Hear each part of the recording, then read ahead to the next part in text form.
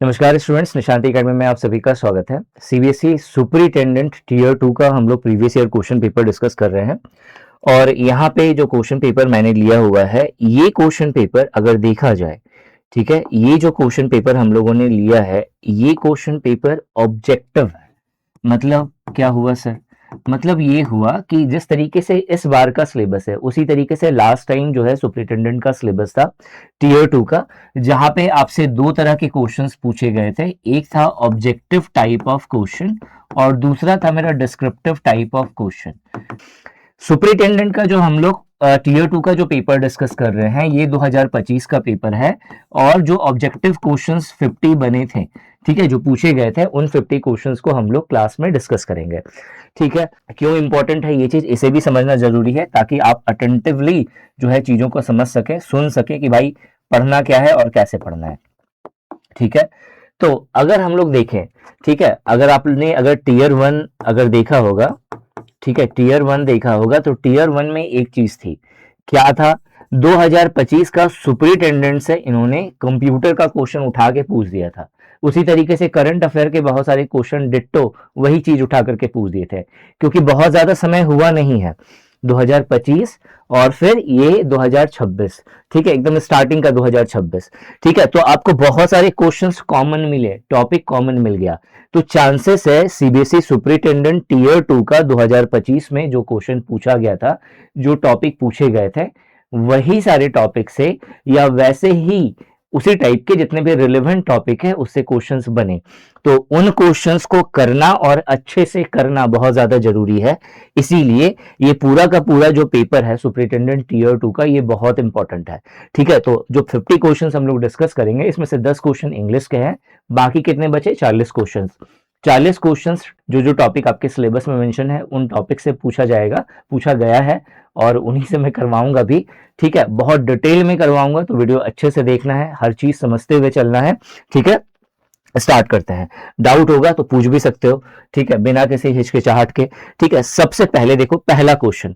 ठीक है, आपको क्वेश्चन थोड़ा सा छोटा और ब्लर दिखेगा क्योंकि ये इमेजेस है, ठीक है, और इमेजेस जो है आप समझ सकते हो थोड़ा सा ब्लर होगा ही। देखो यहाँ पे पहला जो क्वेश्चन है वो है, national technology day celebrated in India on 11th May every year was first observed to commemorate which of the following achievement।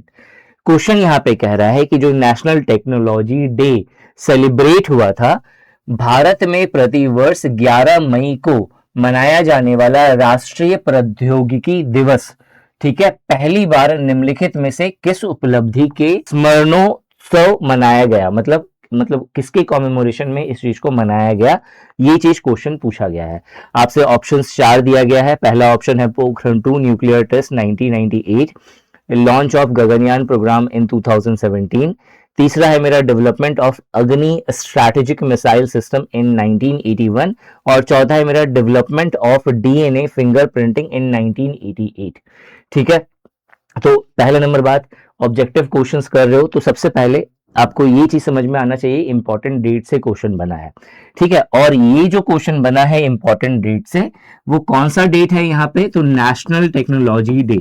ठीक है, national technology day, TECH day. ठीक है, इसे मैं शॉर्ट में लिख रहा हूं ताकि किसी को दिक्कत ना हो। नेशनल टेक्नोलॉजी डे से क्वेश्चन बना है। यहाँ पे इन्होंने साफ साफ ये बोल दिया कि भाई 11 मई को ये मनाया जाता है। जनरली पूछता ही है कि कब मनाया जाता है, लेकिन इसने बोल दिया है कि 11 मई को मनाया जाता है। आपको बताना है कि क्यों मनाया जाता है। तो 11 मई को मनाया जाता है। एक्चुअल में इसकी शुरुआत कब हुई थी? इसकी शुरुआत हुई थी 11 मई, ठीक है, 11 मई 1998 से। ठीक है, 1998 से इसकी शुरुआत हुई। ठीक है, 11 मई 1998 से इसकी शुरुआत हुई। क्या हुआ था इस दिन? 11 मई 1998 को इंडिया ने अपना सेकंड जो है न्यूक्लियर टेस्ट करा। ठीक है, न्यूक्लियर टेस्ट करा। ये टेस्ट सक्सेसफुल रहा और इस सक्सेसफुल टेस्ट के बाद इंडिया ने अपने को, ठीक है, इंडिया ने खुद को न्यूक्लियर पावर घोषित कर दिया।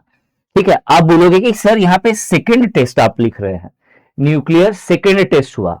ठीक है, कहां पे हुआ? पोखरण में हुआ। ये टेस्ट हुआ कहां पे? पोखरण पे, ठीक है, पोखरण पे, ठीक है। जो पहला टेस्ट है वो कहां पे हुआ था? वो भी पोखरण पे हुआ था। फर्स्ट जो न्यूक्लियर टेस्ट है, ठीक है, फर्स्ट न्यूक्लियर टेस्ट है वो भी कहां पे हुआ था? पोखरण में हुआ था। तो अब यहाँ पे एक क्वेश्चन आप पूछ सकते हो, आपके दिमाग में आ सकता है कि सर जब फर्स्ट टेस्ट हुआ न्यूक्लियर टेस्ट, उसमें अपने आप को न्यूक्लियर पावर्स ने क्यों डिक्लेयर नहीं करा? क्योंकि ये जस्ट टेस्ट था, ठीक है, इसमें उन्होंने जस्ट अपने आप को टेस्ट करा, भाई औकात है या नहीं, और औकात निकल के सामने आ गए कि हाँ भाई आपकी औकात है, ठीक है। बट जो दूसरा जो टेस्ट हुआ ये कब हुआ था? 1974 में, ठीक है, 1974 में हुआ था फर्स्ट न्यूक्लियर टेस्ट पोखरण में। और जो सेकेंड टेस्ट हुआ था वो कब हुआ है? 1998 में, 1998 में। तो जो दूसरा टेस्ट हुआ है न्यूक्लियर टेस्ट, इसमें इंडिया ने न्यूक्लियर के सारे वेपन्स को टेस्ट करा, ठीक है, न्यूक्लियर्स के सारे वेपन्स को टेस्ट करा, ठीक है, ताकि वो अपनी प्रभुता, ठीक है, वो सामने मतलब जो पूरे विश्व को दिखा सके भाई हम भी अब न्यूक्लियर पावर बन चुके हैं, ठीक है। तो इसीलिए ये डेट बहुत इंपॉर्टेंट है, 11 मई 1998, जब उन्होंने जो है न्यूक्लियर टेस्ट करा था पोखरण 2, ठीक है, पोखरण 2 न्यूक्लियर टेस्ट, ठीक है। क्लियर हो गया? इस क्वेश्चन का आंसर तो समझ में आ गया आपको कि पहला वाला होगा, फर्स्ट जो ऑप्शन है वो यहाँ पे राइट आंसर होगा। बट क्या इतना करने से काम हो जाएगा? आंसर है नहीं। आपको और भी बहुत सारी पॉइंट्स हैं जो आपको याद रखने पड़ेंगे या जानना चाहिए। जैसे जो आपका यहाँ पे जो फर्स्ट न्यूक्लियर टेस्ट हुआ था, ठीक है, पहला जो न्यूक्लियर टेस्ट हुआ, फर्स्ट न्यूक्लियर टेस्ट जो हुआ, फर्स्ट न्यूक्लियर टेस्ट का इन्होंने नाम क्या दिया था? फर्स्ट जो न्यूक्लियर टेस्ट हुआ था, फर्स्ट न्यूक्लियर टेस्ट का नाम था स्माइलिंग बुद्धा, ठीक है, स्माइलिंग बुद्धा, ठीक है। ये किसका नाम है? ऑपरेशन, ठीक है, मतलब जो हम लोगों ने ऑपरेशन लिया कि भाई हम लोगों को न्यूक्लियर टेस्ट करना है, तो उसका नाम था स्माइलिंग बुद्धा। वहीं जो सेकेंड जो न्यूक्लियर टेस्ट हुआ, ठीक है, इस सेकेंड न्यूक्लियर टेस्ट का नाम क्या था? ऑपरेशन शक्ति, ठीक है, ऑपरेशन शक्ति। क्लियर हो गया भाई? तो इतने सारे पॉइंट्स हैं जो आपको नेशनल टेक्नोलॉजी डे से रिलेटेड पता होने चाहिए, या फिर जो न्यूक्लियर टेस्ट जो पोखरण में हुआ था उससे रिलेटेड पता होना चाहिए। अब आपको पता होगा कि जब भी नेशनल या टेक्नोलॉजी डे या इस तरह का कुछ भी इंपॉर्टेंट डे देता है तो उसमें एक चीज ये और पूछता है, क्या पूछता है भाई? थीम बताओ क्या है, ठीक है। तो 2025 में जो आपका नेशनल टेक्नोलॉजी डे हुआ, इस डे का जो थीम था वो था यंत्र, ठीक है, TRA, ठीक है, YANTRA, यंत्र युगांतर फॉर टेक्नोलॉजी, ठीक है, Yugantar for technology research and acceleration, ठीक है, रिसर्च एंड एक्सेलरेशन।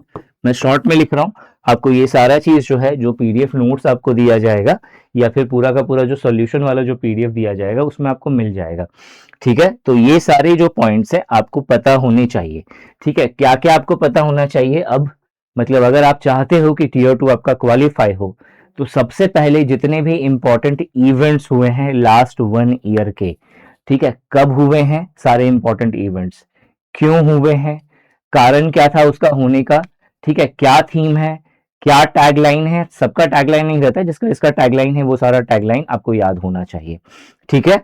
और सबसे बेस्ट होगा कि जो सिलेबस के अकॉर्डिंग मेंशन है, ठीक है, वो चीज आपका वहां पे कवर्ड हो। अगर आप कोर्स का पार्ट है, इस चीज का टेंशन लेने की जरूरत नहीं है, मैं आपको ये चीज कवर करके दूंगा, ठीक है। ये सारा चीज मैं आपको नोट्स के फॉर्मेट में और वीडियो के फॉर्मेट में कवर, कुछ चीजें वीडियो के फॉर्मेट में कवर्ड होंगी और कुछ चीजें नोट्स के फॉर्मेट में कवर्ड होंगी, ठीक है। ये चीज आपका क्लियर हो गया। नेक्स्ट आते हैं हम लोग, सेकेंड नंबर का क्वेश्चन यहाँ पे कह रहा है match list 1 consist of the category of 10th national community radio award with the list 2 consisting of community radio station which won the first award given at Waves 2025 in Mumbai। अब यहाँ पे पहले कुछ चीजें आपको जाननी जरूरी है। सबसे पहले नेशनल कम्युनिटी रेडियो अवार्ड के बारे में पहली चीज जो आपको पता होना चाहिए, ठीक है, वो है मेरा नेशनल, ठीक है, कम्युनिटी रेडियो अवार्ड, ठीक है। ये चीज जो है ये आपको पता होना चाहिए कि भाई ये क्या है। दूसरा जो आपको मालूम होना चाहिए वो है कम्युनिटी रेडियो स्टेशंस कौन कौन से हैं जिनको ये अवार्ड मिला, कम्युनिटी रेडियो, ठीक है, स्टेशन कौन कौन से हैं जिनको ये अवार्ड मिला, ठीक है, या क्यों मिल रहा है इनको, ठीक है, अवार्ड मिल रहा है तो क्यों मिल रहा है। तीसरा, ठीक है, तीसरा क्या है, तीसरा है यहाँ पे वेव्स के बारे में, ठीक है, वेव्स 2025 ये होता क्या है, ठीक है, ये तीन चीज। सबसे पहले नेशनल कम्युनिटी रेडियो अवार्ड, जब हम लोग नेशनल कम्युनिटी रेडियो अवार्ड के बारे में बात करते हैं तो नेशनल कम्युनिटी रेडियो अवार्ड जो है एक्चुअल में एक ऐसा अवार्ड है जो किसे मिलता है, कम्युनिटी रेडियो स्टेशंस को मिलता है। कम्युनिटी रेडियो स्टेशंस जो है वे सारे, जैसे आपने रेडियो मिर्ची का नाम सुना होगा या और भी जितने अलग अलग तरह के जो रेडियो स्टेशंस हैं ऑल ओवर इंडिया, ठीक है, उनमें से कुछ रेडियो स्टेशंस को ये अवार्ड मिलता है, ठीक है भाई, ठीक है। कौन देता है, तो मिनिस्ट्री ऑफ इंफॉर्मेशन, ठीक है, देने वाला कौन है, ministry of information and broadcast, ठीक है, ministry of information and broadcasting, ठीक है, उसके द्वारा जो है आपको ये अवार्ड दिया जाता है, ठीक है। कम्युनिटी रेडियो स्टेशंस को क्यों मिलता है ये अवार्ड, जब कोई रेडियो स्टेशन, ठीक है, जैसे मान लो कि सोशल अवेयरनेस से जुड़ा हुआ कुछ जो है काम कर रहा है, ठीक है, या फिर सोशल वेलफेयर से जुड़ा, या फिर किसी का कल्चरल जो है जैसे लोकल कल्चर जो है, ठीक है, उससे रिलेटेड कुछ वो प्रमोट कर रहा है, या एजुकेशन के फील्ड में या फिर कम्युनिटी डेवलपमेंट के फील्ड में कोई काम कर रहा है, ठीक है, और अच्छा काम कर रहा है, तो उसके बिहाफ पे इन जो है जो वर्क्स है इनके बिहाफ पे ministry of information and broadcasting जो है ये नेशनल कम्युनिटी रेडियो अवार्ड देती है, ठीक है। कहां पे इसे दिया गया है 2025 में, तो वेव्स इवेंट में दिया गया है। वेव्स का फुल फॉर्म आपसे पूछ सकता है, तो इसका जो फुल फॉर्म है वो है मेरा world audio video entertainment summit, ठीक है, ठीक है, world audio video entertainment summit, ठीक है। 2025 वाला कहां पे हुआ है, तो मुंबई में हुआ है, ठीक है। अब यहां पे क्वेश्चन है कि ये अवार्ड जो है, इस अवार्ड में अगर देखा जाए तो सबसे पहला है मेरा थीमेटिक अवार्ड, ठीक है, सबसे पहला अवार्ड कौन सा है मेरा, थीमेटिक अवार्ड। तो ये जो थीमेटिक अवार्ड है, ठीक है, ये थीमेटिक अवार्ड किसको दिया गया है, किस रेडियो स्टेशन को दिया गया है, ये पूछा है, मतलब मुझे उसको क्या करना है, मैच करना है। तो अगर देखा जाए थीमेटिक मतलब उसने कुछ ऐसा काम करा या ऐसा कॉन्सेप्ट के ऊपर में काम करा जिसका थीम बहुत बढ़िया था, ठीक है। तो ये जो थीमेटिक अवार्ड दिया गया है वो किसको दिया गया था, रेडियो मयूर को दिया गया था। तो इसका जो आंसर होगा वो ऑप्शन 3 नंबर हो जाएगा। Most innovative community engagement award, most innovative, ठीक है, बहुत जो इनोवेटिव है कम्युनिटी एंगेजमेंट, जिसने कम्युनिटी को एंगेज करा, ठीक है, वो award most innovative community engagement award ये किसको दिया गया, तो ये आपका जो ऑप्शन 4 आपको दिख रहा है, यारला वानी महाराष्ट्र, इसको दिया गया है। एक जो बहुत ज्यादा न्यूज में भी था और वो था मेरा लोकल कल्चर से रिलेटेड किस रेडियो स्टेशन ने बहुत अच्छा काम करा, तो जो आपका रेडियो ब्रह्मपुत्रा, आसाम का जो रेडियो स्टेशन है रेडियो ब्रह्मपुत्रा, उसने जो है जो लोकल कल्चर है उसकी प्रिजर्वेशन पे बहुत अच्छा कॉन्सेप्ट को लेकर के आया। तो इसीलिए जो प्रमोटिंग लोकल कल्चर अवार्ड जो है वो किसको दिया गया, तो नंबर 1 को दिया गया। तो इसी से आप यहाँ पे गेस कर सकते हैं, ए का 3, बी का 4, सी का 1, तो डी का क्या बच जाएगा 2। तो डी जो है सस्टेनेबिलिटी मॉडल अवार्ड जो है ये किसको दिया गया, आपका रेडियो बेंजीगर को, जो कि केरला का है, ठीक है। तो यहाँ पे जो फर्स्ट जो आपको ऑप्शन दिख रहा है ये इसका राइट आंसर हो जाएगा। होपफुली आपको ये समझ में आ गया होगा क्वेश्चन। तो आपको क्या कवर करना है, यहाँ पे जितने भी इंपॉर्टेंट अवार्ड्स एंड ऑनर है उसे आपको अच्छे से कवर करना है, ठीक है, तब जाकर के आपका यहाँ पे क्लियर होगा। नेक्स्ट क्वेश्चन पे आते हैं हम लोग, क्वेश्चन नंबर 3। क्वेश्चन नंबर 3 है, which of the following statement is or are correct with regard to India's recent bilateral agreement with other country, ठीक है। तो यहाँ पे सबसे पहले आपको दिमाग में रखना है कि मेरे को एकदम पूरे अच्छे से याद होना चाहिए। क्या याद होना चाहिए मुझे अच्छे से याद होना चाहिए, बाइलेटरल मीटिंग्स, बाइलेटरल मीटिंग्स पूरे अच्छे से आपको मालूम होना चाहिए, जिसमें से एक कंट्री कौन होगी, इंडिया, ठीक है, अगर ये आपको याद है तो फिर जाकर के आप इन क्वेश्चंस को बहुत अच्छे से कर सकते हैं। ठीक है, और थोड़ा सा डीप भी पूछा है इसने, कह रहा है कि जो इंडिया के साथ जो रिसेंटली बाइलैटरल मीटिंग्स हुई हैं उनसे रिलेटेड कौन सा स्टेटमेंट इसमें से बोल रहा है करेक्ट है। ठीक है, पहला है India signed it's first ever मतलब पहली बार, ठीक है, कल्चरल प्रॉपर्टी एग्रीमेंट किसके साथ करा है इसने, न्यूजीलैंड के साथ। कब करा है, मई 2025 में। दूसरा statement, India and Denmark in May 2025 signed a renewed, मतलब ऑलरेडी ये एमओयू था लेकिन इसको दोबारा से रिन्यू करा गया, किस चीज का, एनर्जी कॉर्पोरेशन का। ठीक है, तो दूसरा वाला तो कंफर्म है, दूसरा वाला सही है। ठीक है, इंडिया और डेनमार्क ने 2025 में मई 2025 में एक जो ऑलरेडी जो चल रहा था मेमोरेंडम ऑफ अंडरस्टैंडिंग किससे रिलेटेड, एनर्जी कॉर्पोरेशन से रिलेटेड, जिसमें डेनमार्क का जो है सपोर्ट है कि इंडिया जो है 2030 तक जो है वो जो आपका जीरो इमिशन वाली लिस्ट में आ जाए, जीरो कार्बन इमिशन की लिस्ट में आ जाए। ठीक है, सो इंडिया, तो ये दूसरा वाला स्टेटमेंट सही है। पहला वाला स्टेटमेंट अगर आप देखेंगे तो पहला वाला स्टेटमेंट में न्यूजीलैंड के साथ इंडिया ने अगर देखा जाए तो दिसंबर 2025 में एक डील साइन करी है, उससे पहले इसका जो है किसी भी प्रकार से इंडिया के साथ अभी कोई डील साइन नहीं हुआ है 2025 में। तो इंडिया और न्यूजीलैंड का जो डील साइन हुआ है वो जो डील है वो कल्चरल प्रॉपर्टी से रिलेटेड नहीं है। ठीक है, ये मैं आपको अभी इंफॉर्मेशन दे रहा हूं और ये इंपॉर्टेंट भी है। ठीक है, ये जो डील साइन हुआ है वो फ्री ट्रेड डील साइन हुआ है। फ्री ट्रेड डील मतलब जो है इंडिया और न्यूजीलैंड जो है फ्री में ट्रेड करेंगे एक दूसरे के साथ। ठीक है, उस पे जो है एक डील साइन हुई है, तो पहला वाला ऑप्शन यहाँ पे गलत हो गया। तीसरा जो है वो है Italian prime minister Christopher Luxon. अब देखो, जो क्रिस्टोफर लक्सन है वो इटालियन प्राइम मिनिस्टर नहीं है, वो न्यूजीलैंड के प्राइम मिनिस्टर है। ठीक है, तो जो न्यूजीलैंड के प्राइम मिनिस्टर कौन है, क्रिस्टोफर लक्सन। तो तीसरा वाला स्टेटमेंट भी क्या हो गया, गलत हो गया। तो जो बी है, ओनली बी, ये सही होगा, यानी कि जो पहला वाला ऑप्शन है this is the right answer. ठीक है, क्या पढ़ना है इसमें, ठीक है, लिस्ट बनाते हुए चलना कि पढ़ना क्या है, बाइलैटरल मीटिंग्स पढ़ना है। ठीक है, इससे पहले अगर हम लोग बात करें, ठीक है, इससे पहले बात करें तो यहां पे क्या पढ़ना है, अवार्ड्स एंड ऑनर पढ़ना है। लिस्ट बनना चाहिए कि भाई मेरे को ये सारा टॉपिक पढ़ना है अगर मुझे टीयर 2 क्वालिफाई करना है। इसमें क्या पता चला, इंपॉर्टेंट डेज, ठीक है, और उससे रिलेटेड सारे फैक्ट्स एंड फिगर हमें कवर करना है। ठीक है, अब हम लोग आते हैं क्वेश्चन नंबर 4 पे। क्वेश्चन नंबर 4 जो है वो हमसे बोल रहा है कि consider the following statement about the art historical site Ellora Aurangabad. ठीक है, आर्ट हिस्टोरिकल साइट जो इलोरा है, जो औरंगाबाद में है, औरंगाबाद तो पहले का नाम है, अब जो है इसका नाम चेंज हो गया है और इसका जो करंट नाम है वो छत्रपति संभाजी नगर है। ठीक है, जो आपका औरंगाबाद है, औरंगाबाद का नया नाम पड़ गया है संभाजी नगर।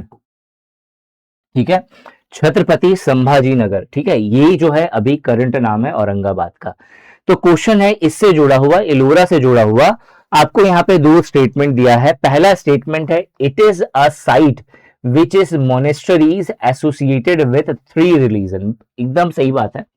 ठीक है, इलोरा एक ऐसा साइट है, यहाँ पे आपको 3 अलग अलग कल्चर जो है प्रिजर्वेटिव्स आपको देखने को मिलते हैं, मतलब 3 अलग अलग कल्चर का समावेश मिलता है। ठीक है, एक है मेरा बुद्धिज्म, एक है मेरा जैनिज्म और एक है मेरा हिंदुइज्म। तो पहला स्टेटमेंट सही हो गया। दूसरा स्टेटमेंट है the caves in Ellora showcase the difference between Jain and Indo Islamic religion architecture style. अब चूंकि यहां पे इस्लाम से जुड़ा हुआ कुछ आपको नहीं दिख रहा है इलोरा के अंदर, तो इंडो इस्लामिक रिलीजन के साथ डिफरेंस होना स्वाभाविक ही नहीं है यहाँ पे, मतलब ये चीज जो है ये क्या हो गया, गलत हो गया। तो यहाँ पे जो पहला स्टेटमेंट है, ठीक है, ऑप्शन ए, ठीक है, वो सही है, यानी जो करेक्ट आंसर होगा वो होगा ओनली ए। ठीक है, होपफुली आपको यहाँ पे क्लियर हो गया होगा। अब सुनो, ठीक है, अब चूंकि इलोरा जो है आया है यहाँ पे, तो आपको इलोरा से जुड़े हुए कुछ फैक्ट्स पता होना चाहिए।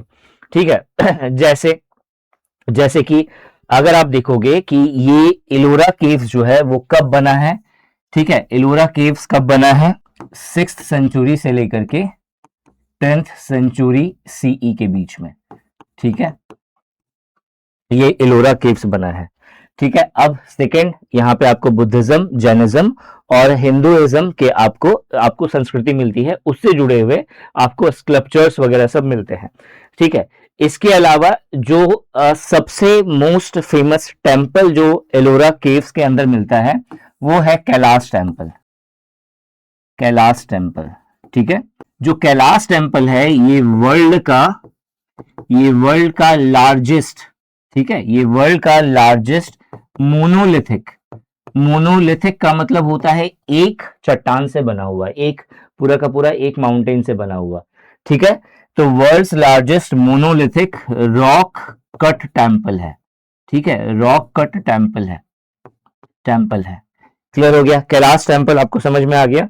इसके अलावा एक पॉइंट ये है कि 1983 में इसे वर्ल्ड हेरिटेज साइट, ठीक है, वर्ल्ड हेरिटेज साइट के अंदर इसको काउंट करा गया था, ठीक है। इतने सारे कुछ पॉइंट्स हैं इंपॉर्टेंट जो आपको ध्यान में रखना है एलोरा केव से जुड़ा हुआ, ठीक है। कहां पे है ये? औरंगाबाद महाराष्ट्र के अंदर, औरंगाबाद महाराष्ट्र, ठीक है, जिसका नया नाम औरंगाबाद का क्या पड़ गया है? छत्रपति संभाजी नगर हो गया है, ठीक है। तो इतने सारे पॉइंट्स हैं जो मैंने आपको यहाँ पे बताए।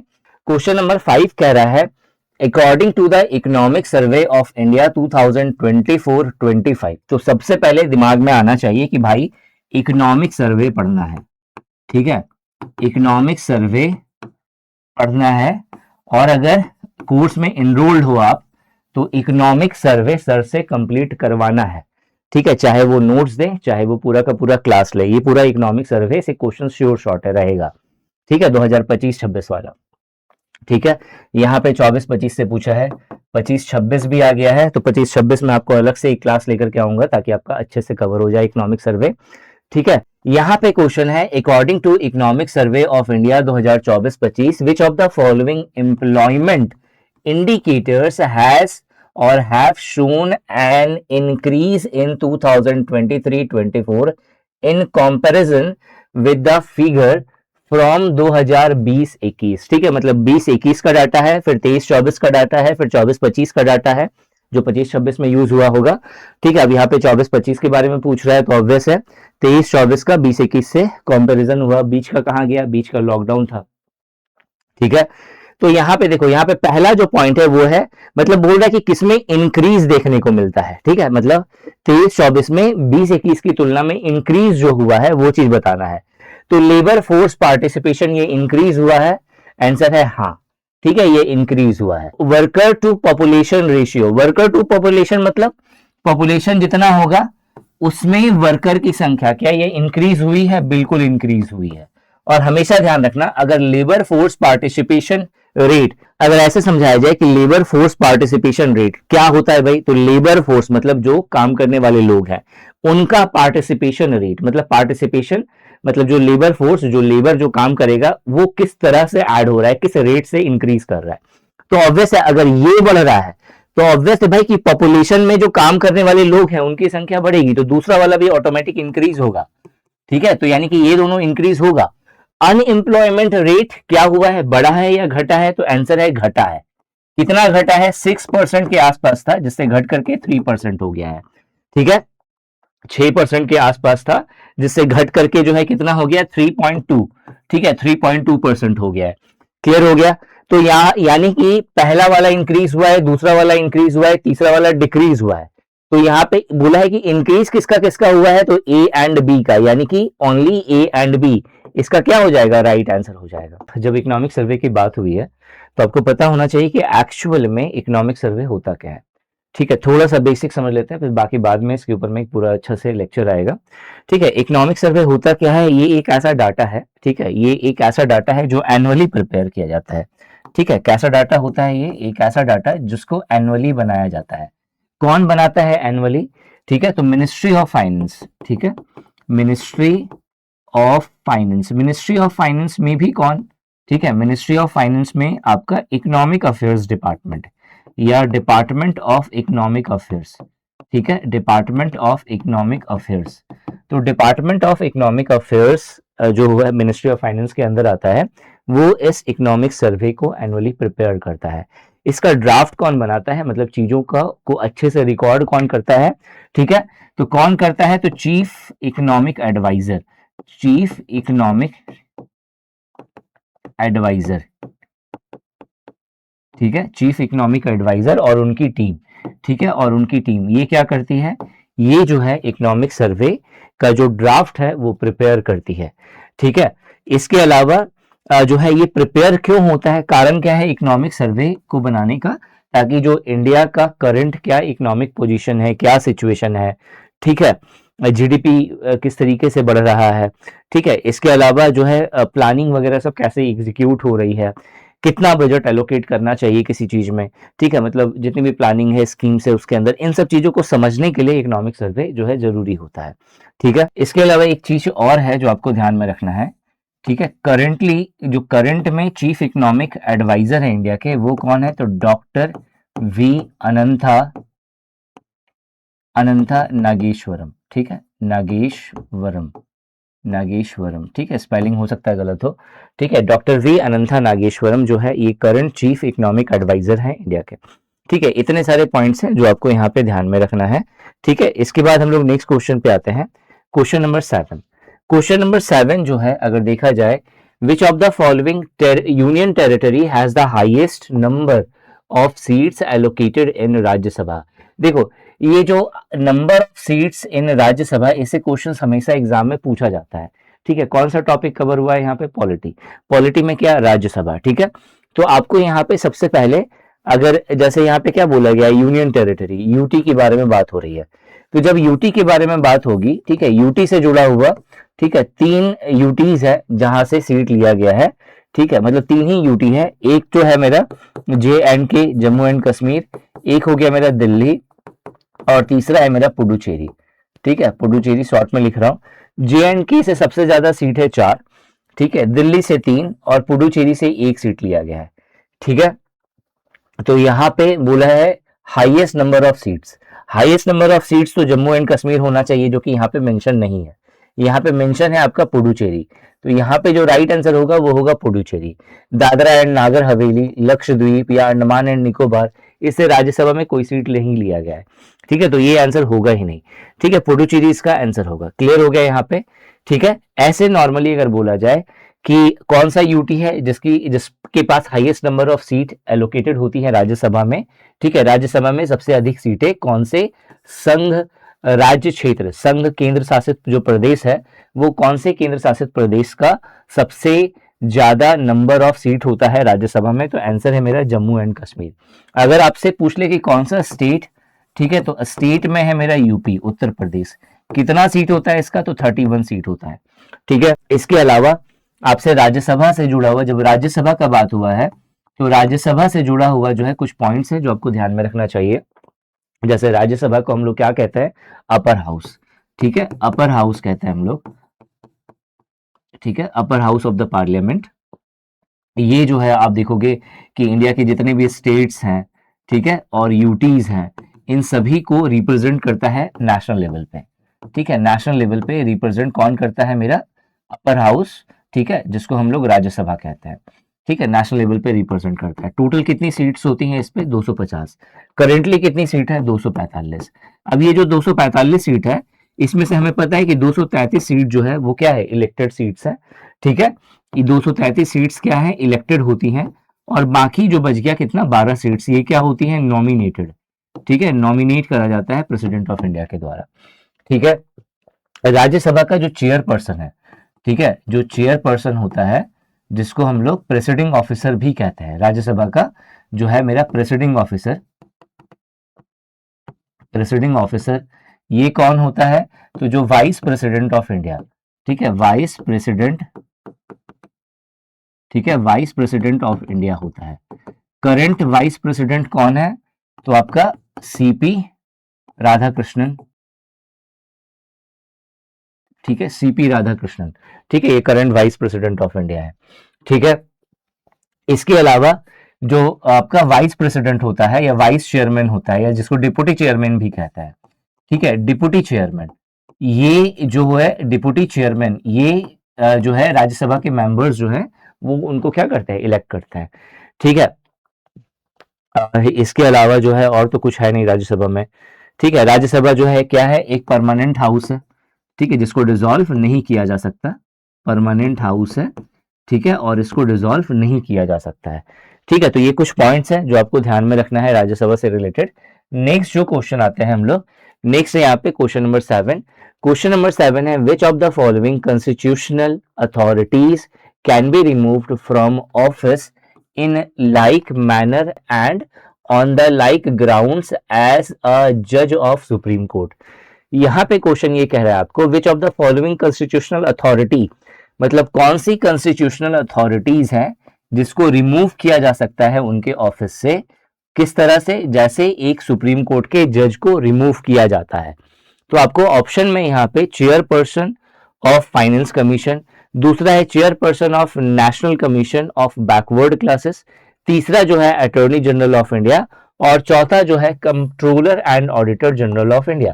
तो यहाँ पे जो राइट आंसर होगा वो क्या हो जाएगा, कैग, कैग यानी कि controller and auditor general of India. ठीक है भाई, अब यहाँ पे कैग से जुड़ा हुआ जो है कुछ पॉइंट्स है वो आपको ध्यान में रखना पड़ेगा।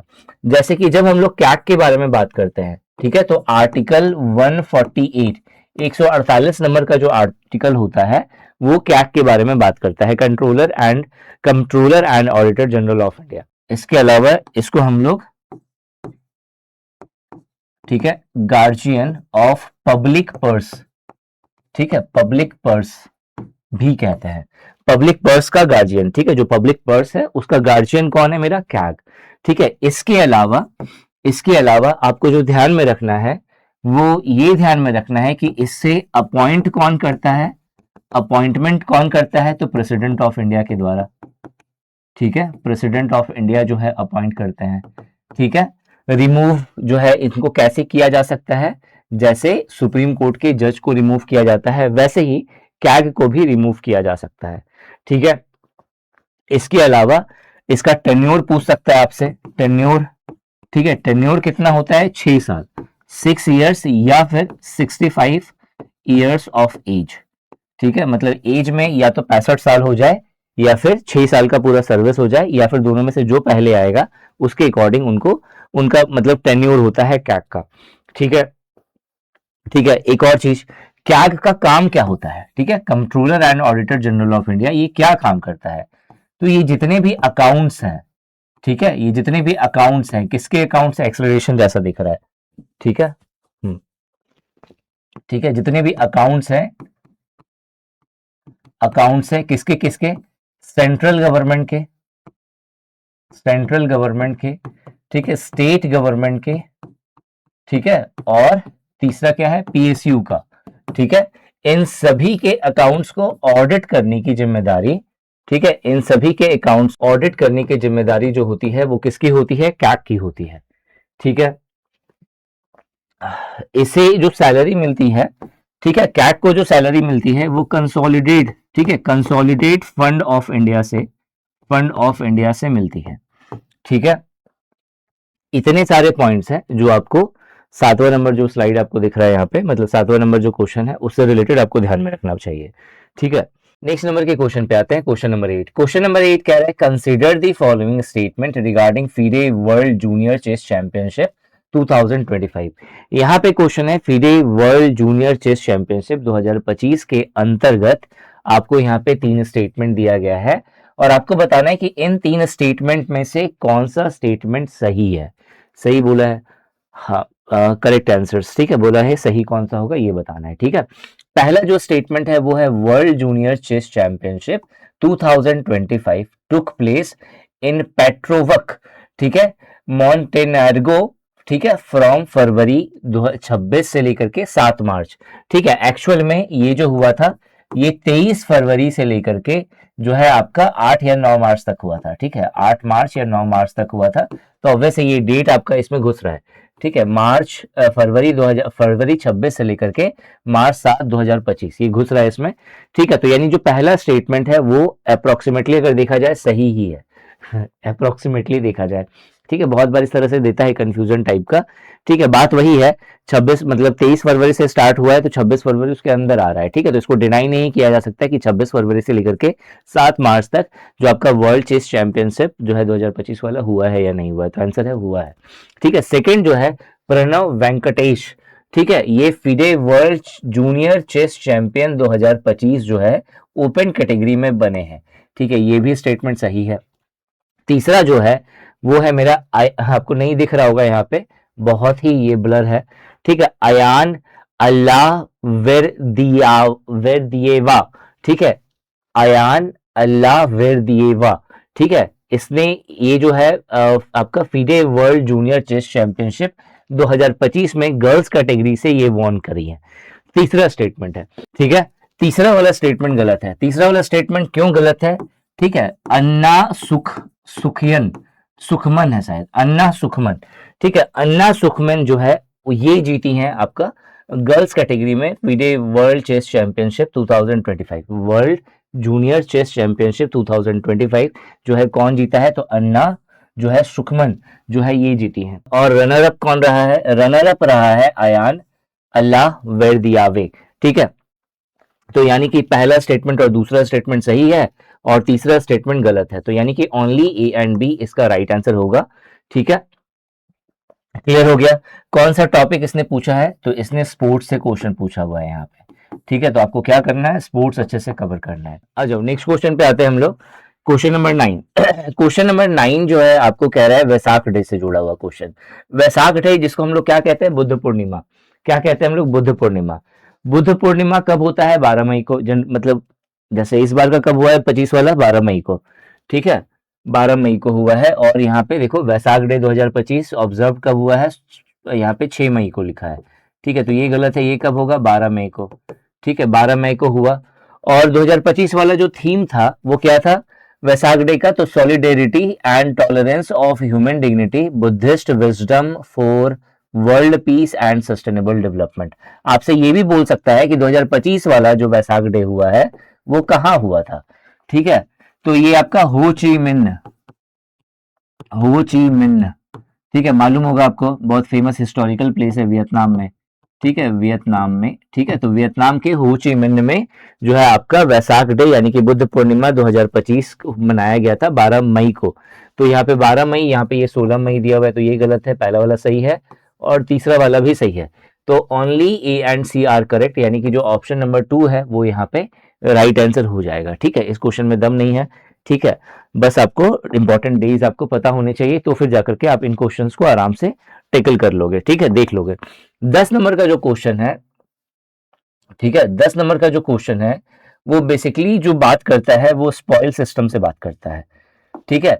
अब यहाँ पे ये जो क्वेश्चन दिया हुआ है ये पब्लिक एडमिनिस्ट्रेशन का क्वेश्चन है, ठीक है, पब्लिक एडमिनिस्ट्रेशन का क्वेश्चन दिया गया है। पब्लिक एडमिनिस्ट्रेशन में जैसे आपने क्या बोलते हैं इसको, ये आप लोग के सिलेबस में भी मेंशन है, सिविल सर्विसेज, ठीक है, वो पढ़ना है। यहाँ पे क्वेश्चन क्या बोला गया है, which of the following event of 1883, 1883 का कौन सा इवेंट है marked a shift away, marked a shift away from the spoil system in government jobs in USA, ठीक है। जो स्पॉइल सिस्टम था, स्पॉइल मतलब क्या होता है, किसी चीज को बर्बाद करना, तो ये जो स्पॉइल सिस्टम था इस चीज से दूर किया गया, ठीक है, मतलब एक ऐसा चीज जो एक क्रांति लेकर के आई यूएसए में, ठीक है, वो क्या था। आपको यहाँ पे ब्रॉनलो कमिटी रिपोर्ट दे रहा है, दूसरा जो है आपको केस्टनबॉम कमीशन है, ठीक है, तीसरा वाला जो है वो पेंडलेटन सिविल सर्विसेज एक्ट है और जो चौथा वाला है वो है आपका सेकेंड हूवर कमीशन एक्ट है, ठीक है। राइट आंसर कौन है इसमें, पेंडलेटन सिविल सर्विसेज एक्ट, ठीक है, पेंडलेटन, ठीक है, थोड़ा सा ब्लर दिख रहा है इसलिए मैं लिख भी रहा हूं यहाँ पे, पेंडलेटन सिविल सर्विसेज एक्ट, ठीक है। कब था ये, आया था 1883 में। क्या था भाई ये एक्ट, देखो इस एक्ट से पहले, इस एक्ट से पहले जो भी जॉब मिलती थी यूएसए में, ठीक है, यूएसए में जो जॉब मिलती थी खासकर जो आपका गवर्नमेंट जॉब है बड़ी पोस्ट पे, वो पॉलिटिकल अफेयर्स के अकॉर्डिंग मिलता था, ठीक है, मतलब आपका पॉलिटिकल अफेयर्स कैसा है, ठीक है, उसके बिहाफ पे मिलता था। जैसे इंडिया में भी चलता था ना कि भाई सोर्सेस मिल जाए तो फिर काम बन जाएगा मेरा, ठीक है, जॉब मिल जाएगा, ठीक है, तो वही चीज इसमें भी था, ठीक है। लेकिन 1883 में जो है पेंडलेटन सिविल सर्विसेज एक्ट आया, जिसके बाद जो जॉब मिलना शुरू हुआ यूएसए में, वो आपका सिविल सर्विस एग्जाम के द्वारा होगा, ठीक है, सिविल सर्विस एग्जाम, मतलब एक एग्जाम होगा, उसके बिहाफ पे आपको जॉब मिलेगा, ठीक है, गवर्नमेंट के अंदर। तो ये जो क्वेश्चन था, क्वेश्चन नंबर 10, होपफुली आपको यहाँ पे समझ में आ गया होगा। नेक्स्ट नंबर क्वेश्चन पे आते हैं हम लोग, क्वेश्चन नंबर 11।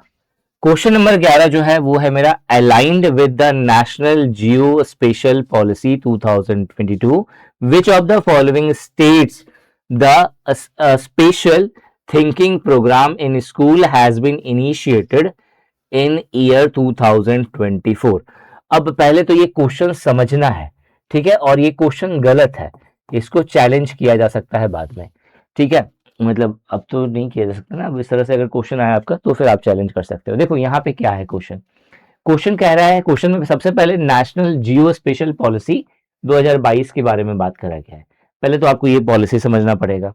फिर 2024 में जो है एक स्पेशल थिंकिंग प्रोग्राम जो है वो लाया गया था स्कूल में 2024 में, इसको समझना पड़ेगा। दोनों में क्या है, ठीक है, जो पहला है आप यहाँ पे देख रहे हो, national geospatial policy 2022 basically ये सरकार लेकर के आई है 2022 में। इसमें क्या है, आपको पता है कि जिसको कहते हैं ना कि लोकेशन वाइज जो है प्रिसाइज होना, कि भाई निशांत एकेडमी कहाँ पे है, इस जगह पे है, ठीक है, आपका दुकान कहाँ पे है, यहाँ पे है, आपका घर कहाँ पे है, यहाँ पे है, ठीक है, आप कहाँ से काम करते हैं, यहाँ से काम करते हैं, एसएससी का ऑफिस कहाँ पे है, यहाँ पे है, सीबीएसई का ऑफिस कहाँ पे है, यहाँ पे है, और ये सब आपको मैप में मिल जाए, ठीक है।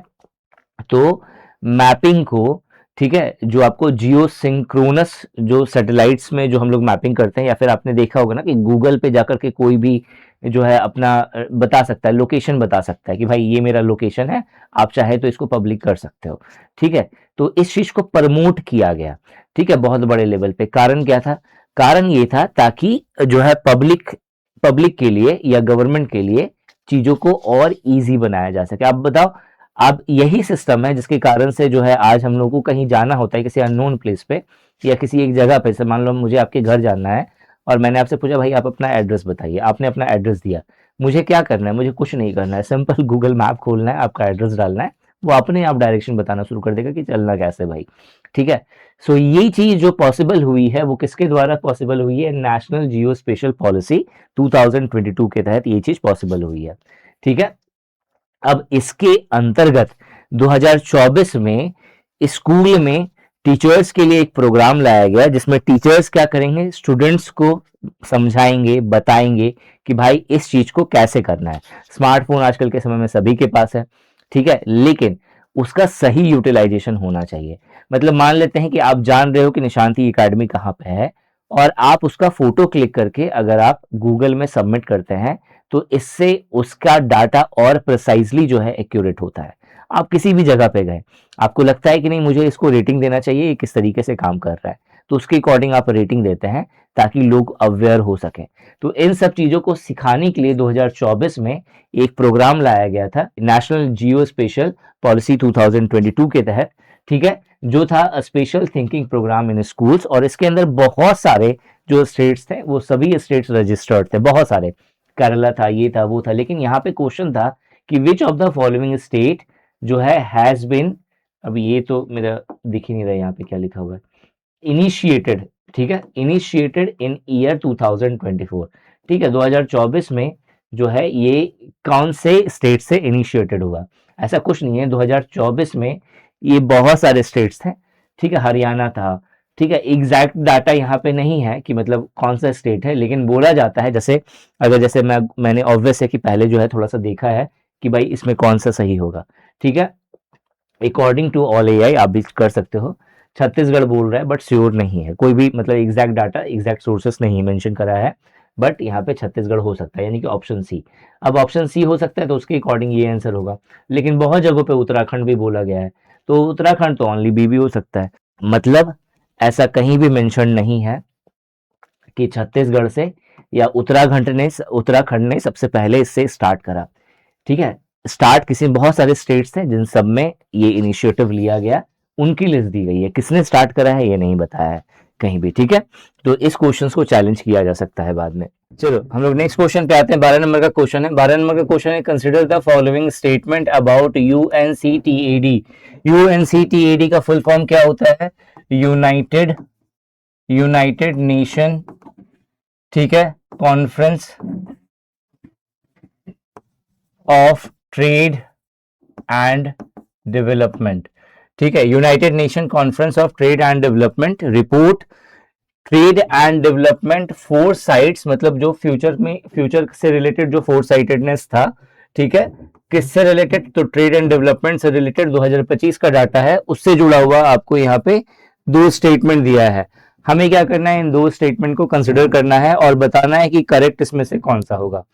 पहला स्टेटमेंट है, according to the report in early 2025 the global economic policy uncertainty index, global economic policy uncertainty index has reached its highest level in this century।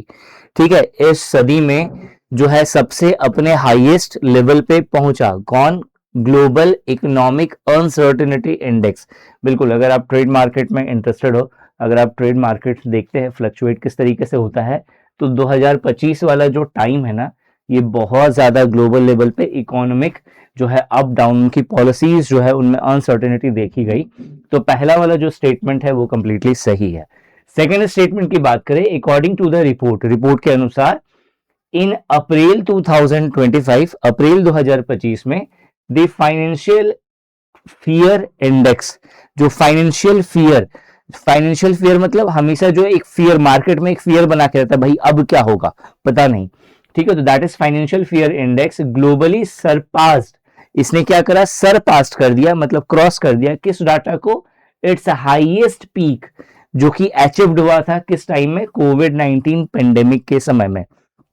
देखो 2025 में जो फाइनेंशियल फियर वाला जो इंडेक्स है वो भी बहुत हाई था, क्योंकि ऑब्वियस है मार्केट इस तरह से फ्लक्चुएट हो रहा था ना कि कोई सोच नहीं पा रहा था कि भाई अब क्या होगा, कब मार्केट अप जाएगा, कब डाउन जाएगा और कितना डाउन जाएगा, ये चीज नहीं सोचा, मतलब कोई समझ पा रहा था।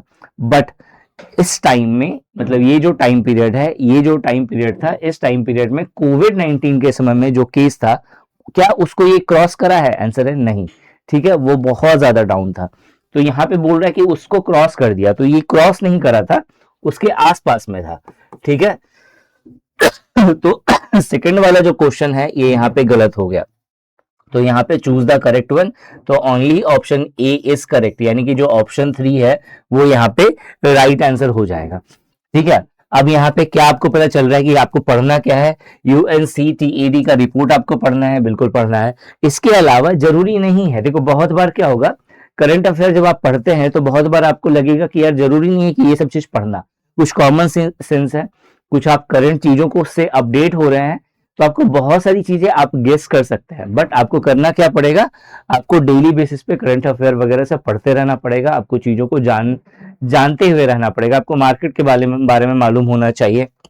जैसे अगर मैं ट्रूली बोलूं, यूएनसीटीएडी का रिपोर्ट जो है मैंने नहीं पढ़ा, लेकिन जो मार्केट जिस तरीके से शेयर मार्केट में, चूंकि मैं जो है इंटरेस्टेड रहता हूं, तो मुझे मालूम है कि क्या सीन क्या चल रहा है, तो उसके बिहाफ पर भी आप इस क्वेश्चन का आंसर दे सकते थे। ठीक है, नेक्स्ट क्वेश्चन पे आते हैं। नेक्स्ट नंबर का जो क्वेश्चन है वो, ठीक है, नेक्स्ट नंबर का क्वेश्चन है, consider the following statement about the Bhakti movement in the medieval India and identify the incorrect answer. ठीक है, होपफुली आपको दिख रहा होगा, यहाँ पे बोल रहा है कि जो भक्ति मूवमेंट था, ठीक है, जो भक्ति मूवमेंट था, उस भक्ति मूवमेंट से जुड़ा हुआ यहाँ पे कौन सा statement, identify the incorrect one, जो गलत स्टेटमेंट है, ठीक है, जो इनकरेक्ट स्टेटमेंट है वो फाइंड आउट करना है। पहला स्टेटमेंट क्या है? निर्गुणा ट्रेडिशन, निर्गुणा, ठीक है, थोड़ा सा ब्लर दिख रहा होगा, निर्गुण शाखा। अगर देखा जाए जो भक्ति मूवमेंट थी, अगर हम लोग देखें जो भक्ति मूवमेंट था मेडिवल इंडिया में, इसकी दो शाखाएं थी, एक का नाम था निर्गुण, ठीक है, या निर्गुणा शाखा, और दूसरा जो था वो सगुण, ठीक है, सगुना। ठीक है, निर्गुण जो फॉर्मलेस गॉड की पूजा करते थे, ठीक है, फॉर्मलेस गॉड मतलब एक निराकार परमात्मा, ठीक है, तो फॉर्मलेस गॉड की जो पूजा होती थी, ठीक है, वो निर्गुण शाखा के द्वारा होती थी। जबकि भाई जो सगुण शाखा थे, ये गॉड और गॉडेस दोनों की पूजा करते थे, ठीक है, गॉड और गॉडेस दोनों की पूजा होती थी यहाँ पे। तो जो पहला वाला जो ऑप्शन दे रहा है यहाँ पे, निर्गुणा ट्रेडिशन ऑफ भक्ति worshipped an abstract form of God. Abstract form का मतलब क्या हो गया, फॉर्मलेस, ठीक है, तो फॉर्मलेस, तो क्या ये स्टेटमेंट सही है, आंसर है हाँ, ये स्टेटमेंट सही है। सेकेंड स्टेटमेंट है द अलवर्स, ठीक है, द अलवर्स इन भक्ति ट्रेडिशन वर्शिप्ड लॉर्ड विष्णु, ठीक है, अलवर्स जो यहाँ पे मेंशन्ड है, ठीक है, अलवर्स को हम लोग वैष्णव भी कहते हैं, ठीक है, वैष्णव भी कहते थे। तो वैष्णव जो संत थे, ठीक है, ये किसकी पूजा करते थे, ये विष्णु भगवान की पूजा करते थे, ये भी सही है। अगर देखा जाए जो जो भक्ति मूवमेंट था मेडिवल इंडिया में, एक्चुअल में ये भक्ति मूवमेंट जो था, ये स्टार्ट कहां पे हुआ था, तो स्टार्ट हुआ था 6th से 7th सेंचुरी, ठीक है, 7th सेंचुरी में स्टार्ट हुआ था, साउथ इंडिया से स्टार्ट हुआ था, और दो फॉर्म थे इसके, ठीक है, जो सगुन जो शाखा थी, इसके दो फॉर्म थे। एक का जो नाम था, ठीक है, एक का नाम था अलवर, ठीक है, अलवर, और दूसरा जो नाम था वो था नयानर, ठीक है, नयानर। जो अलवर है इसको वैष्णव भी कहते थे, वैष्णव, ठीक है, वैष्णव संत या वैष्णव भी कहते थे। और जो नया नर है इसको हम लोग शिवेंत कहते थे, शिवेंत, ठीक है, शिवेंत संत, ठीक है, नाम से समझ में आ रहा है, शिवेंत यानी शिव से जुड़ा होगा, ठीक है। तो ऑब्वियस है जो 6th सेंचुरी बीसी में साउथ इंडिया में जो स्टार्ट हुआ, जो आपका भक्ति मूवमेंट, ठीक है, ये साउथ इंडिया में पहले स्टार्ट हुआ है। उसके बाद नॉर्थ इंडिया में कब गया है, तो अप्रोक्सीमेटली 13th सेंचुरी के आसपास में, ठीक है, 13th सेंचुरी के आसपास में नॉर्थ इंडिया में गया।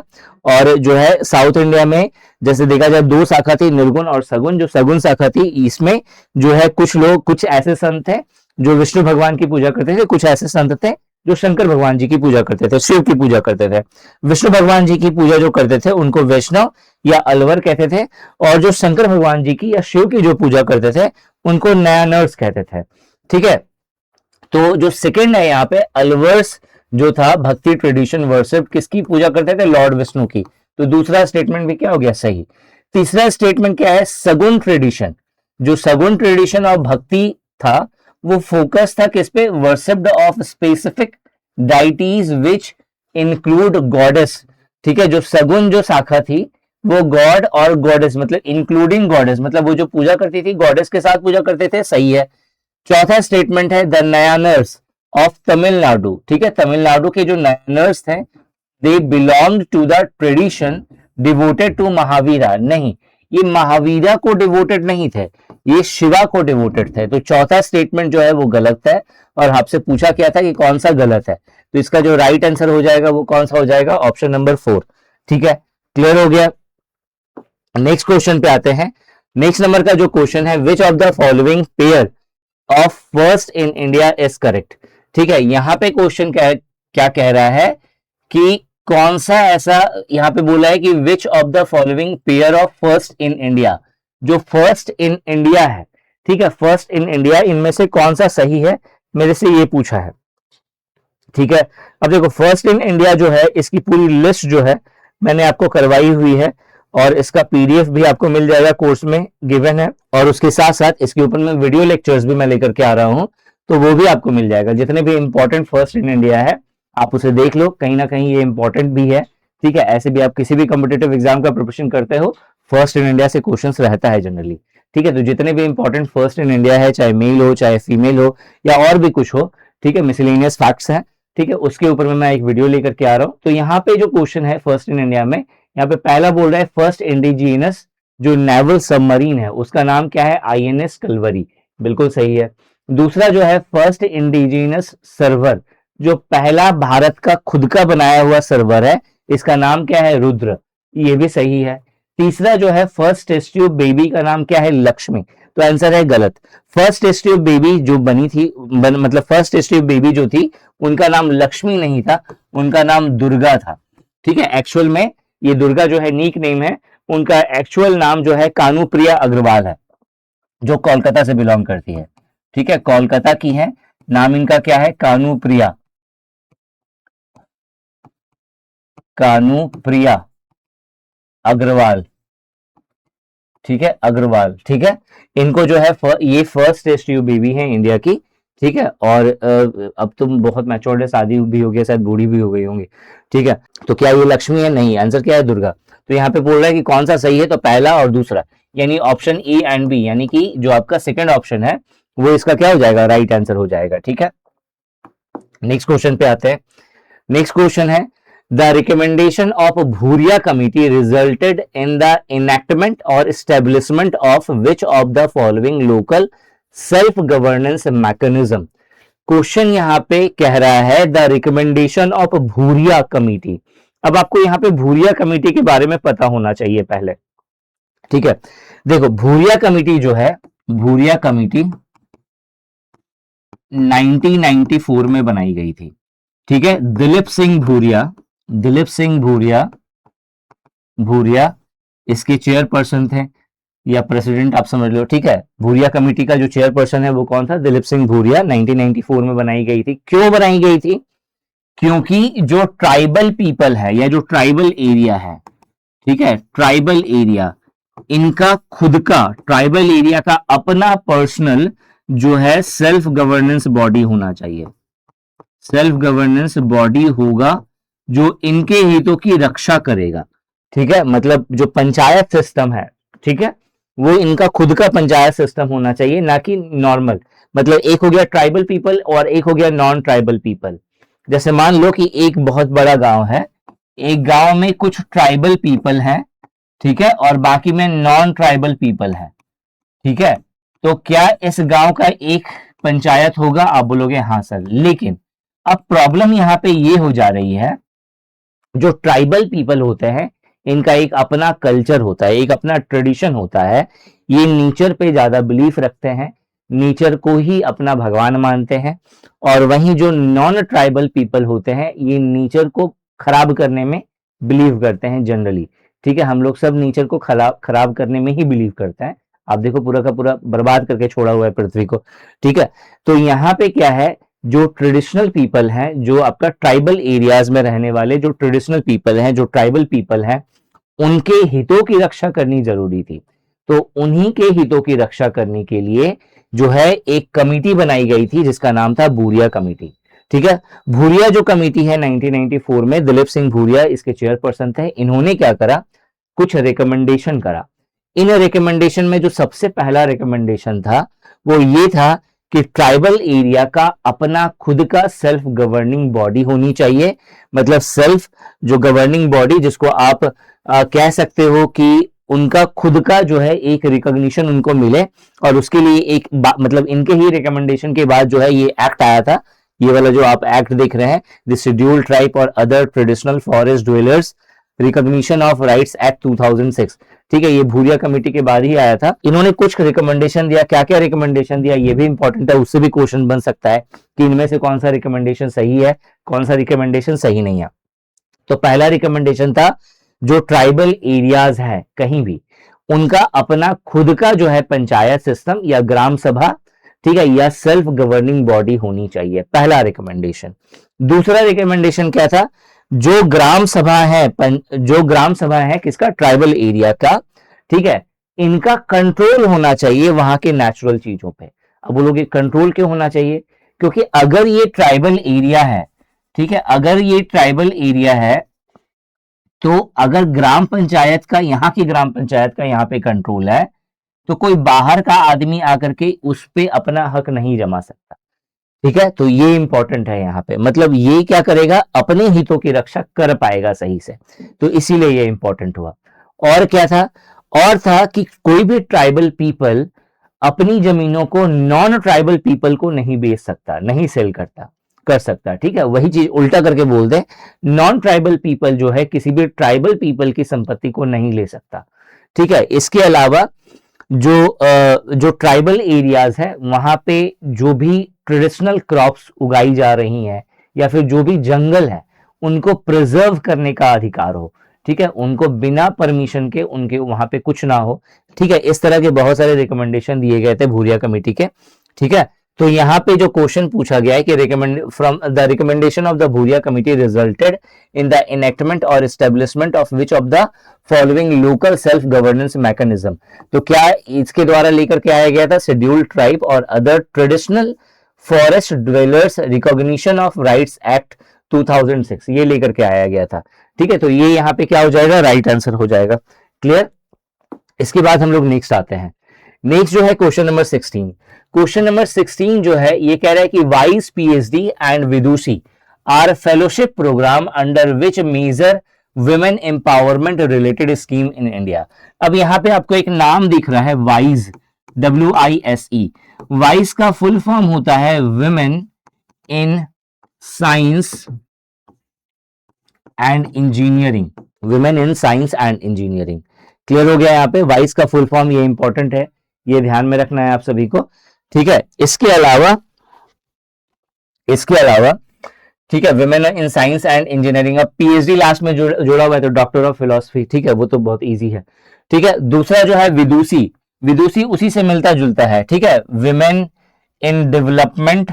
ठीक है, वुमेन इन डेवलपमेंट। उसके बाद I think using science technology and आपका इनोवेशन। ठीक है, ये इसका दूसरा वाला का फुल फॉर्म है विदुषी का, women in development using science technology and innovation. हाँ ठीक है, तो ये जो वाइज और विदुषी फेलोशिप प्रोग्राम है, क्वेश्चन बोला गया है कि ये दोनों क्या है, ऐसे प्रोग्राम है जो वुमेन एम्पावरमेंट से जुड़े हुए हैं। क्वेश्चन है किस स्कीम से रिलेटेड है। अब जो ऑप्शन आपका यहाँ पे दिया है, इस ऑप्शन के अकॉर्डिंग साफ साफ पता चल रहा है women in science and engineering से जुड़ा हुआ है। ठीक है भाई, तो जो ऑप्शन है उसके अकॉर्डिंग यहाँ पे जो चौथा वाला आंसर है वो सही हो जाएगा, बट एक्चुअल में ये ऑप्शन गलत है। ये वाइज और विदुषी जो है ये यहाँ पे ऑप्शन में वाइज का फुल फॉर्म लिख दिया है, जबकि ये गलत है। जबकि यहाँ पे पूछा क्या है, किस स्कीम से जुड़े हुए हैं। तो ये दोनों चीजें जो है ये एक स्कीम से जुड़ी हुई है जिसका नाम है स्कीम किरण। ठीक है, किरण प्रकाशन। ठीक है, तो स्कीम किरण से ये जुड़ी हुई है, ये इतना आपको ध्यान में रखना है। क्वेश्चन नंबर 16 यहाँ पे खत्म हो गया। क्वेश्चन नंबर 17 पे आते हैं। क्वेश्चन नंबर 17 बहुत छोटा सा क्वेश्चन है। यहाँ पे बोल रहा है कि which of the following was the first state in India to launch the project medicine from sky using drone to deliver medicine. यहाँ पे बोला गया है कि कौन सा ऐसा स्टेट है जिसने पहली बार जो है स्काई से ड्रोन के द्वारा जो है मेडिसिन डिलीवर करने का प्रोजेक्ट जो है लिया है या स्टार्ट किया है। तो ठीक है, तो तेलंगाना इसका राइट आंसर होगा। तेलंगाना ने इसे स्टार्ट करा है। क्यों स्टार्ट करा है कि बहुत सारे ऐसे एरियाज है जहाँ पे आपका कम्युनिकेशन में थोड़ी सी इश्यूज है, तो वहां पे ड्रोन से जो है दवाइयां पहुंचाई जाएगी, ये स्टार्टअप लिया है।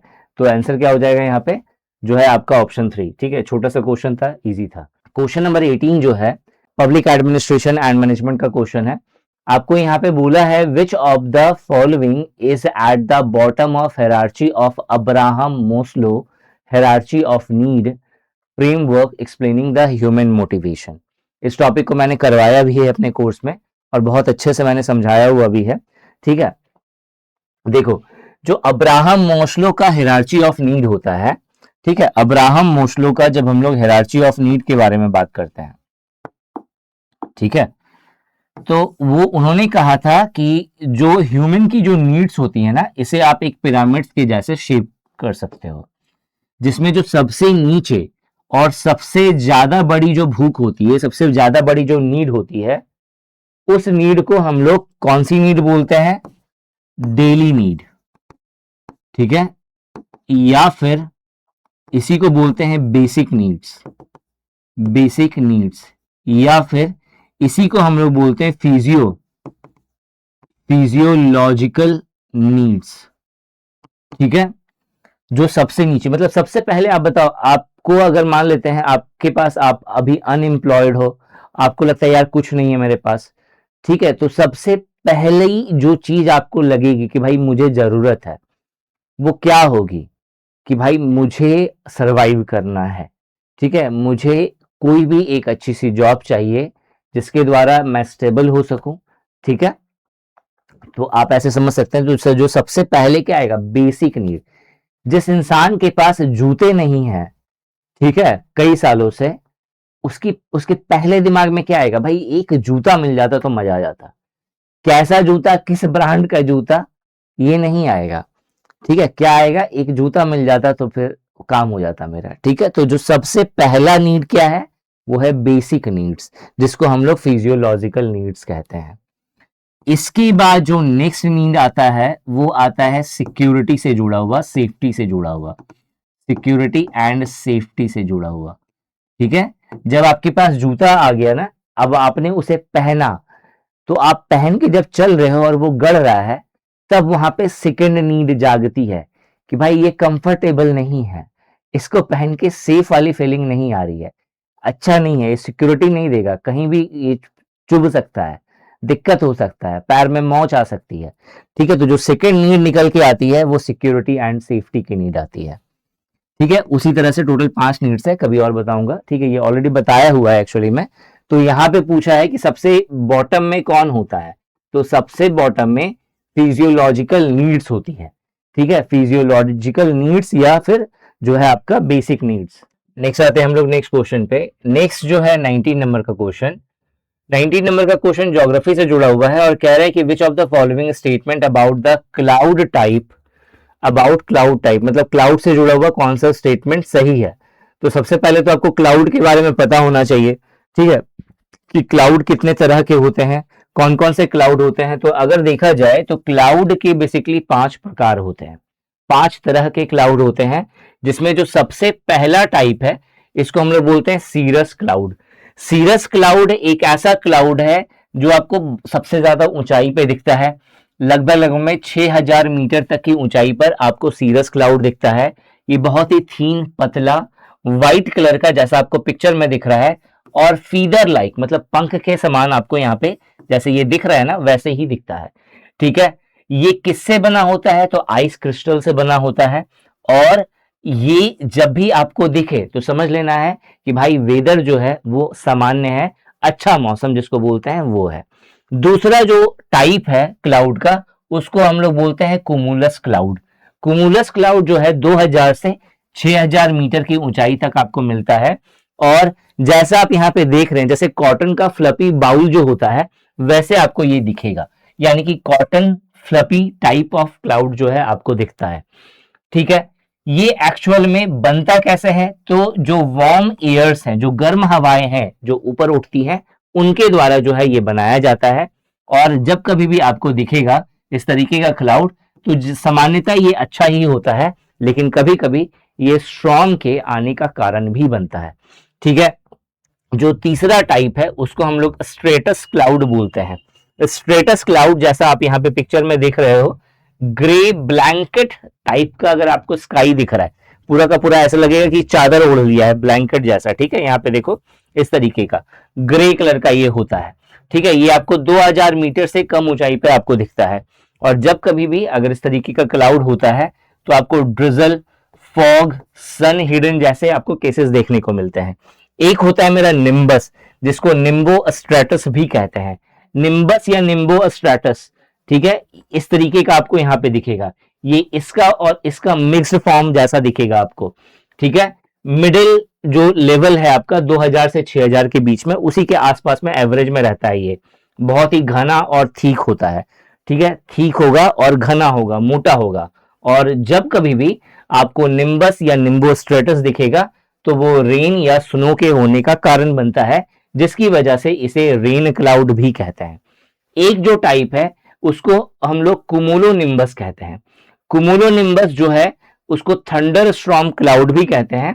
जनरली ये 12000 मीटर से ऊपर तक आपको देखने को मिलता है, मतलब आपको 12000 मीटर तक आपको देखने को मिल जाएगा ये, ठीक है। लंबा जैसा दिखता है, जैसे आपको यहाँ पे दिख रहा है ना टॉल टाइप का स्ट्रक्चर, तो वैसे ही टॉवर जैसा स्ट्रक्चर दिखेगा आपको क्लाउड का, ठीक है। थंडर स्टॉर्म हो गया, लाइटनिंग हो गया, हैवी रेन और हेल का कारण होता है। और जब कभी भी आपको ये दिख रहा है तो समझ लेना कि वेदर जो है बहुत खराब होने वाला है। तो ये 5 प्रकार है, ठीक है, क्लाउड के।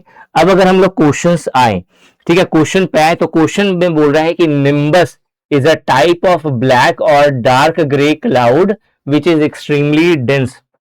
क्या निम्बस जो है वो डार्क और जो है ब्लैक कलर का जो है डार्क एंड थिक क्लाउड होता है निम्बस? तो आंसर है हाँ, ये होता है।